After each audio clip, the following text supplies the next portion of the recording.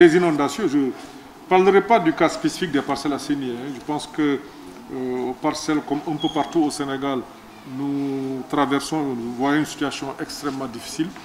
Ce qui me gêne personnellement, c'est un peu cette forme de récupération politicienne qui est faite et qu'aujourd'hui, qu'on essaie de profiter de la détresse de nos populations pour en tout cas se positionner sur le plan politique. Je pense que c'est quelque chose qu'il faut fondamentalement décrier. On est dans un pays ouvert, chacun de nous a le droit d'avoir son opinion. Mais je pense que tout cela doit être basé et fondé sur la vérité. En 2012, vous vous souvenez que vers la fin de l'année, je pense que c'était au mois d'octobre, le président de la République Macky Sall, qui venait d'arriver au pouvoir quelques mois avant, avait organisé quand même une grande rencontre au cours de laquelle, je pense, un plan décennal avait été décliné. Plan décennal qui tournait autour de 766 milliards. C'était un plan décennal. C'était 2012-2022. Cela veut dire en clair, ce qui a été prévu en 2021 et en 2022 ne sont pas encore dépensés. Or, 2021 et 2022, il était prévu à peu près de dépenser presque 146 milliards sur les 766 milliards. Ça, c'est la première chose. Maintenant, il faut quand même différencier entre les prévisions budgétaires et l'exécution du budget. Le Sénégal est un pays transparent et le président Macky Sall est très attaché à la transparence. Si l'on veut savoir exactement ce qui a été dépensé, c'est très facile. C'est de prendre les lois de règlement qui ont été adoptées jusqu'à présent par l'Assemblée nationale, de voir exactement les dépenses qui ont été effectivement exécutées au titre des inondations.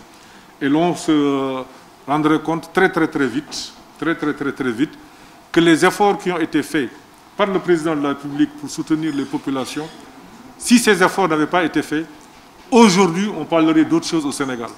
Nous avons la chance d'être au ministère des Affaires étrangères, nous avons des rapports très précis nous venant des autres pays. Vous savez très bien aujourd'hui, tous les pays environnants, presque tous les pays du monde ont eu des difficultés cette année. Je ne parle pas de notre environnement immédiat, où il y a eu d'ailleurs beaucoup de cas de décès, des pertes matérielles qui sont importantes. Et les mesures qui ont été prises par le président de la République depuis 2012 ont permis d'atténuer de manière substantielle le choc que nous subissons aujourd'hui. C'est vrai qu'il y a dans certaines localités, notamment à Kermassar, où était le président hier, des difficultés, et le président a fait adopter des mesures qui devront permettre, dans un avenir assez court, de régler définitivement cette question. Mais je pense qu'il va falloir poser tous les problèmes. C'est la question de l'aménagement du territoire, c'est un programme qui avait été pris en charge déjà depuis 2012. C'est la question du relogement, je pense que c'est aussi une question importante, et la question de la gestion des eaux pluviales. Je pense que toutes ces préoccupations sont prises en charge par le président de la République et je crois, et les mesures qui sont prises, leur mise en œuvre devrait permettre de soutenir davantage nos populations. Maintenant, pour le cas spécifique des populations des Parcelles Assainies, nous verrons avec nos frères qui sont sur place quels sont les modèles, qu'est-ce qu'on pourrait mettre en œuvre pour venir appuyer à la suite du gouvernement, qui a déjà mis en œuvre des mesures importantes pour soutenir les populations.